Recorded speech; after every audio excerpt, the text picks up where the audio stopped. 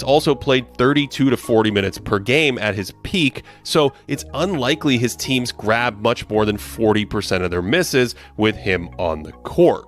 It's also still a small sample for Adams, who hasn't played 1,000 minutes this year, but the rebounding numbers have been going up. In 600 minutes since January 1st, he's grabbing 24% of his team's misses by himself, more than 9 entire teams this year, and Houston has rebounded a mind-bending 47% of their misses with him on the court.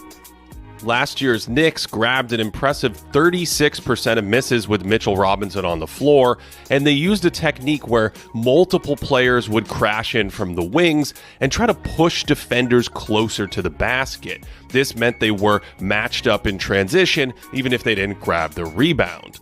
And you might be saying, what's the big deal with grabbing offensive rebounds? They don't break down a defense, and big rebounders are rarely big scorers, but the value of this second chance is enormous.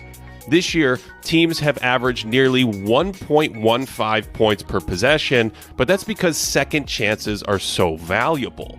The average first chance is worth just over a point per possession, but the average second chance is worth 1.22 points. That would be the best offense ever. With Adams, the Rockets are 22nd in efficiency on their first scoring chances, which is basically the same as when he's off the court. And without him, they'd still be first in second chance scoring, but with him, their second chance scoring has increased another 7 points. That's how valuable offensive rebounding can be. It's why the Rockets go from the 58th percentile in offense without Adams to the 87th percentile when he's on the floor. And it's the same reason why Rodman's Spurs and Bulls squads looked much better on offense in games that he played compared to the ones that he sat out. We used to have players solely focused on battling for boards, although these rebounding specialists essentially went extinct with the recent evolution in skill and spacing. So this Rockets strategy feels mismatched with today's game because by sitting right in the middle of the paint, Adams is clogging up his team's spacing, although he can be a screener in this position. Normally, a ball handler can run his man into this pick in the paint, but Adams often wipes out the help defender by standing there, so there's no shot blocker. And I think this technique is actually amplified with today's spacing. So this effectively becomes a 2-on-2 game. The big tries to get around Adams, and that just gets Steven inside position to clean up any miss. And so teams are probably better off with an extra defender helping out on Adams' rebounding, but that just frees up another Rocket to hit the offensive glass. This is Adams' massive rebounding gravity, where defenders are worried about boxing him out instead of helping out in the paint. And that makes life way easier for penetrators like Amen Thompson because it opens up space in the lane where the help defender is literally turning to block out instead of challenging a layup at the basket. And remember, Adams is nearly 7 feet tall, so if you leave his body, he's a passing target too, and they've been really killing opponents lately with their Twin Towers attack, in part because Şengün's such a good passer. This is a jumbo lineup against the smaller Lakers. They wall off the non-shooter Thompson because Şengün's not a shooter either. Aquaman's parked under the rim. The Lakers jump at a three-point threat. That forces a rotation, and suddenly Adams has inside position, so even on a miss, they're usually getting something good at the rim. I also love how Adams basically eliminates his own man from rebounding. Luka Doncic has to lean on him so hard that he takes himself right out of the play, and that makes rebounding easier for Houston. And I really love how Adams still patrols the middle of the lane, even when someone like Şengün is posting up or driving toward him, and if his man contests the shot, it is putback city. They recently gave the smaller, less beefy Thunder fits, grabbing 58% of all their misses with Adams on the floor, which led to a sizzling 129 offensive rating in Stevens' 23 minutes. And when the Thunder only played one big man at a time, it meant a perimeter player would be stuck wrestling Adams on the glass, which isn't exactly a fair matchup. And if they put the Meteor Isaiah Hartenstein on Adams, it freed up Sengun to play bully ball against a much smaller player with yet another look where they're both deep in the paint. And after being abused all night, Caruso is forced to battle with Sengun. The Thunder ignore Amen in the corner.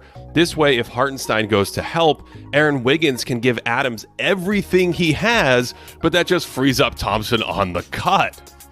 Oh yeah, I almost forgot. Remember that crazy rebound against Philly? Adams is rocking back and forth between two defenders, reminding them they need max effort strength to box him out here, only to pull the chair on the inside man so he falls out of the play.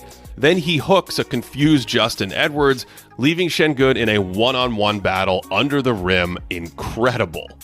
Remember, Houston only plays Adams in select minutes against specific opponents. So this offense is matchup dependent, and it might open up defensive issues in the playoffs that make it impractical. But it's been a long time since we've seen one of these Dennis Rodman rebounding specialists. We've never seen one like this in today's spaced out game. And even though it's a small sample, Steven Adams and the Rockets might be having the greatest offensive rebounding season ever. Our next in our great game series is on how these Rockets held Steph Curry to 3 points in a game recently. That's available for members at patreon.com/thinkingbasketball, where we also have our in-season stats boards, a community, and more. Or if you just want the video content, you can sign up as a member on YouTube. If you're going to a game or live show, hopefully you use our discount code for that 10% off, which also lets SeatGeek know that you came from us. Otherwise, thanks as always for watching, and I hope you're having a great day.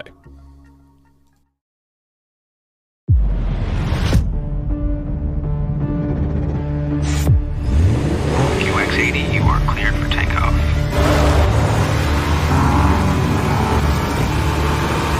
Why go commercial when you can have all the comforts of private?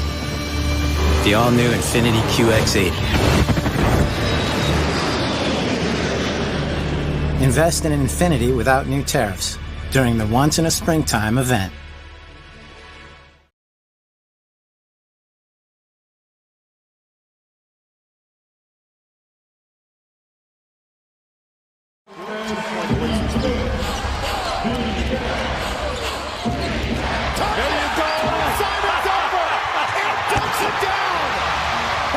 This is Amen.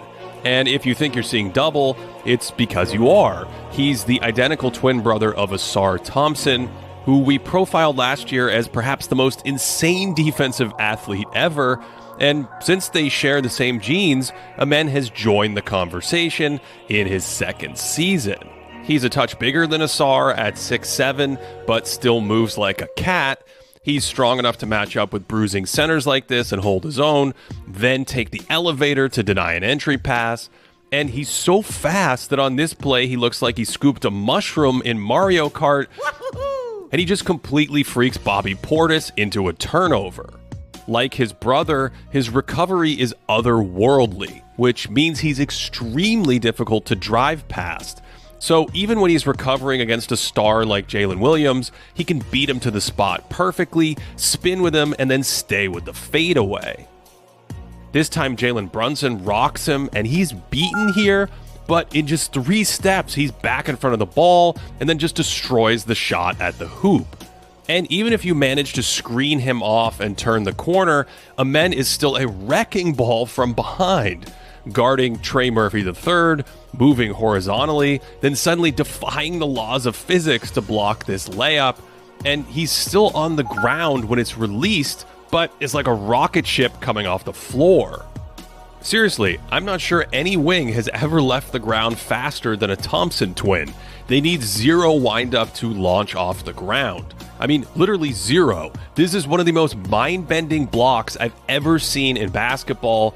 And on the up fake, he takes an extra tiny step with his right foot, but still somehow taps his feet into position to tap that layup. No.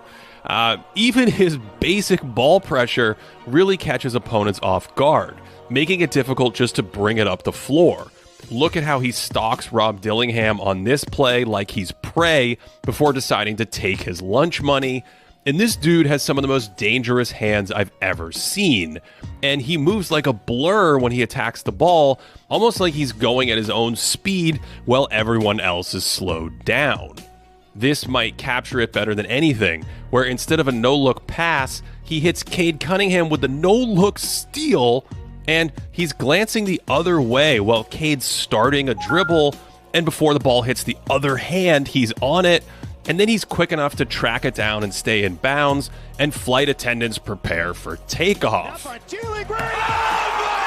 Because of his unfair Thompson jeans, he can stay balanced while swiping at the ball repeatedly.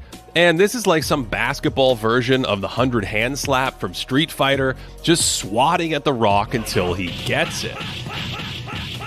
And after that public undressing of Nickeil